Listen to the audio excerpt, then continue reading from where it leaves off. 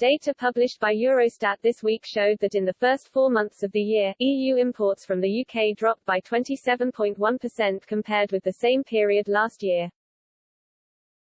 Specifically, the EU sold goods valued at £75.8 billion, but bought goods worth just £35.9 billion, a drop of 27.1% compared with the same period last year. Pro-Brexit think tank Facts4EU said the revelation underlines the bloc's hostile attitude towards the UK, and urged Prime Minister Boris Johnson to tear up the trade deal which he signed in December.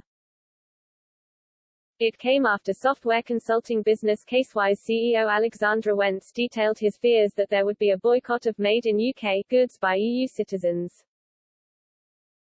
One of his company's headquarters has been based in London for 30 years, and has no plans to shut up shop, but before the UK voted leave, he added, many European countries have a strong national approach in the fact they made the Union.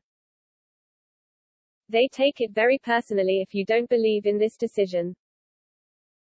Speaking at the time, Sonal Pandya, Association Professor of Politics at the University of Virginia, said his concerns were justified. She stated, even just the uncertainty of Brexit in itself has implications. It's an important question to start thinking about now. A previous study led by Professor Pandya and Professor Rajkumar Venkatesan showed that country-based brand marketing can have an impact on sales during times of international unrest. In 2003, France opposed joining the US in the invasion of Iraq. Products that subjects had deemed highly French saw a 0.4% decline in store market share during the most pivotal moments of the dispute. In total, the researchers estimated French-sounding items lost about $43 million £31 million in sales that week alone. But Enders analysis researcher Toby Seifray diluted any concerns that the same could happen between the UK and the EU, suggesting trade could get back on track. He said in 2016, it's that not certain that everyone in the EU is unsympathetic to Britain leaving the EU. In the end, people do deals where people think it's in their interest. The finger has been pointed at French President Emmanuel Macron, who has already come under fire for trying to cause the maximum inconvenience for Brexit Britain, for recent shift in trade. The Eurostat data also showed Russia has overtaken the UK in sales to EU nations for the first time as the amount of goods imported from Russia soared 12.4% from £32.42 billion €37.7 billion last year to £36.55 billion €42.5 billion this year. France has been at the vanguard of this drive, and Mr. Macron has regularly sold himself as a sympathetic voice to the Kremlin.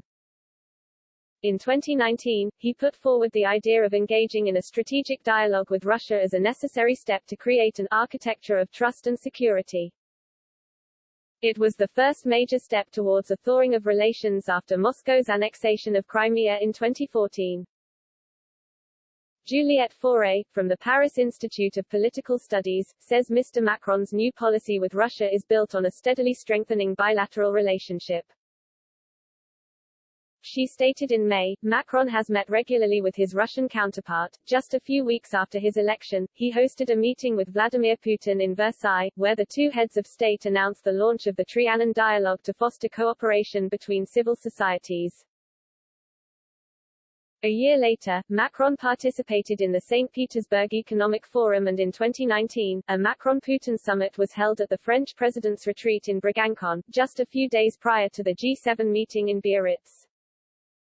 Bilateral consultations, therefore, are aimed to establish communication channels, explore the potential for cooperation, and set up deconfliction measures in case of confrontation. And Ms. Fauré, who is currently a visiting fellow at Harvard, said economic exchanges are a major pillar of this new relationship going forward.